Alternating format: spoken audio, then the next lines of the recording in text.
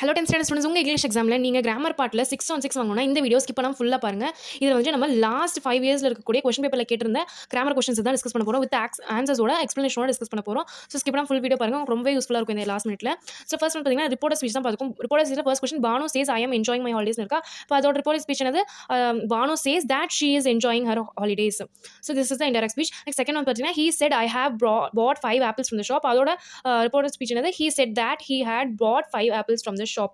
So எப்பவுமே வந்து நம்ம தட் யூஸ் பண்ணணும். நார்மல் சென்டென்ஸ்ல தட் ஆட் பண்ணிக்கணும்.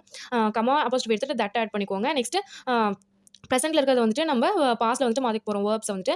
நெக்ஸ்ட் பார்த்தீங்கன்னா she asked when will you call me question கேட்டிருக்காங்களே.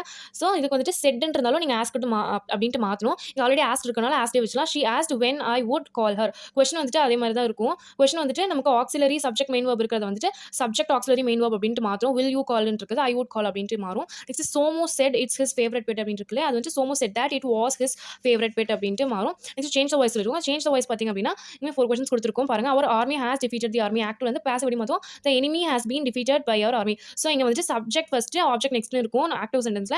ஸோ வந்துட்டு பாசிவ்ல எப்படி இருக்கும், ஃபர்ஸ்ட் ஆப்ஜெக்ட் இருக்கும், அதுக்கப்புறமேட்டு சப்ஜெக்ட் இருக்கும், பை ஆட் பண்ணி எழுதுவோம்.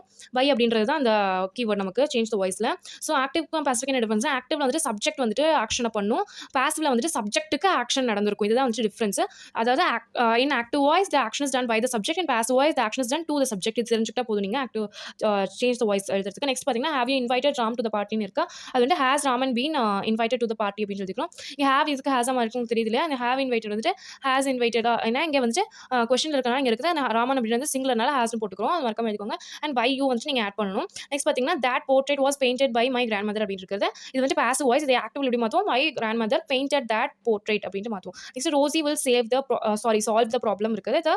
த problem will be solve by Rosie அப்படின்ட்டு மாறும். இங்கே வந்து டிப்ஸ் கொடுத்துருக்க பாருங்க. இது வந்து எப்படி வந்து ஆக்டிவ்ல இருந்து பாசிவ்க்கு மாற்றுறது அப்படின்னு ஒரு ஸ்மால் டிப்ஸ். அதாவது object plus helping verb plus verb 3 next plus by plus subject இந்த ஃபார்மேட்டில் எழுதுக்கணும். இந்த ஃபார்முலா நீங்கள் ஞாபகம் வச்சுக்கோங்க அப்படின்னாவே ஆக்டிவ் பஸ் எது கொடுத்தாலும் நீங்கள் வந்து கரெக்டாக எழுதிடலாம். நெக்ஸ்ட் பார்த்தீங்கன்னா ட்ரான்ஸ்ஃபர்மேஷன் கொடுத்துருக்கோம். ட்ரான்ஸ்ஃபர்மேஷனில் வந்துட்டு என்ன இருக்குது, she is sick but she attends the rehearsal இருக்கா. அது காம்பவுண்ட் சென்டென்ஸ், இது பட் இருக்கனால காம்பவுண்ட் சென்டென்ஸ். ஸோ இது சேஞ்ச் டு சிம்பிளாக மாற்றி சொல்லியிருக்காங்க. ஸோ என்ன அப்புறம் in spite of being sick she attends the rehearsal அப்படின்ட்டு எழுதிக்கிறோம்.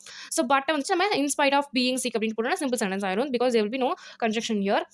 சப்பார்டினேட்டிங் ஒரு கோஆர்டினேட்டிங். நெக்ஸ்ட் பார்த்தீங்கன்னா he followed what I suggested அப்படின்னு இருக்குது. அதை வந்துட்டு நம்ம இன்னும் சிம்பிளாக மாற்றி சொல்லியிருக்காங்க. Actually this complex sentence, because what அப்படின்னு இருக்கா சப்பார்டினேட்டிங் கன்ஜக்ஷன் வாட் இருக்கனால காம்ப்ளெக்ஸ் சென்டென்ஸ். இது சிம்பிள் எப்படி மாற்றோம், just he followed my suggestion, I சஜஸ்டடுக்கு பதிலாக மை சஜஷன் போட்டுக்கிறோம், அவ்வளோதான் simple sentence. Next Raghav is sick but he attends rehearsal இருக்குது. இது வந்து காம்பவுண்ட் சென்டென்ஸ், பிகாஸ் பட் இருக்கனால அது coordinating conjunction. So compound sentence. இது சிம்பிள் எப்படி மாற்றோம், despite being sick Raghav attends rehearsal. So இங்கே முக்கியமாக நீங்கள் என்ன பார்க்கணும்னா ஒரு இம்பார்ட்டன்ட் விஷயம் என்னன்னா இன்ஸ்பைட் ஆஃப் பீயிங் சிக் இருக்கு. ஃபர்ஸ்ட் ஒன் எதுனால அங்கே வந்து இன்ஸ்பைட் ஆஃப் அப்படின்றது பதிலாக டிஸ்பைட் அப்படின்ற வேர்ட் யூஸ் பண்ணுவோம். நீங்கள் டிஸ்பைட் ஆஃப் நிறைய பேர் போடுவீங்க, அதுதான் ஒரு மிஸ்டேக், அதை பண்ணிடாதீங்க. டிஸ்பைட் வந்துட்டு இன்ஸ்பைட் ஆஃப் 3 வேர்டுக்கும் பதிலாக வந்து சொல்ற வேர்டு ஒரே வேர்ட் டிஸ்பைட். இது 3 வேர்டுக்கு ஈக்குவல் இன்ஸ்பைட் ஆஃப் அப்படின்றது. ஸோ டிஸ்பைட் அப்படின்னா சிங்கிள் வேர்டாக நீங்கள் யூஸ் பண்ணணும், டிஸ்பைட் ஆஃப் அப்படின்ட்டு யூஸ் பண்ணக்கூடாது. But meaning in spite of despite of same meaning தான். இதுதான் வந்து டிஃபரன்ஸ். ஆனால் ஓகே. நெக்ஸ்ட் பார்த்தீங்கன்னா ஐ சா அ டைகர் இட் வாஸ் wounded அப்படின்னு இருக்கு இல்லையா, அதை வந்து சிம்பிளாக மாதிரி சொல்லியிருக்காங்க. ஸோ 2 சென்டென்ஸ் கூட சிம்பிளாக கம்பைன் பண்ணி சொல்லியிருக்காங்க. அது எப்படி கம்பைன் பண்ணுறோம், ஐ சா அ wounded tiger அப்படின்ட்டு எழுதிக்கோ, wounded tiger. ஸோ ரெண்டையும் சேர்த்து இப்படி சிம்பிளாக எழுதிக்கலாம். இதே மாதிரி ஐ சா அ பால் இட் வாஸ் ரெட் கலர்னாலும் ஐ சா ரெட் கலர்ட் பால் அப்படின்ட்டு எழுதிக்கலாம். இந்த மாதிரி தான் இருக்கும். ஸோ இந்த வீடியோ உங்களுக்கு ரொம்ப ஹெல்ப்ஃபுல்லாக இருக்கும்னு நினைக்கிறேன். இதெல்லாம் வந்துட்டு லாஸ்ட் கொஸ்டின் பேப்பர்லேருந்து எடுத்துக்கூடிய கொஸ்டின்ஸ் தான் இதெல்லாம் டிஸ்கஸ் பண்ணியிருக்கிறோம். இதை கண்டிப்பாக பார்த்துக்கணும். இந்த மாதிரி தான் கேட்பாங்க. இதை எப்படி வந்து நம்ம டீல் பண்ணுமோ அதே மாதிரி ஃபார்மேட்டில் அதை இது வச்சுட்டு நீங்கள் ரைட் பண்ணுங்கள். ஸோ ஸ்கிப் பண்ணாமல் கிராமர் பார்ட் வந்துட்டு கண்டிப்பாக அட்டன் பண்ணிட்டு வாங்க. தயவுசெய்து ஸ்கிப் பண்ணிட்டு வராதீங்க. ஏதோ நீங்கள் தெரிஞ்சதை ட்ரை பண்ணிட்டு வாங்க. ஓகே ஸ்டூடெண்ட்ஸ், தேங்க்யூ ஃபார் வாட்சிங். இந்த வீடியோ உங்களுக்கு ஹெல்ப்ஃபுல்லாக இருந்துச்சு, யூஸ்ஃபுல்லாக இருந்துச்சு அப்படின்னா லைக் பண்ணுங்கள், ஷேர் பண்ணுங்கள், மறக்காம சேனல் சப்ஸ்கிரைப் பண்ணுங்கள். தேங்க்யூ ஃபார் வாட்சிங். Bye. All the best for your exam.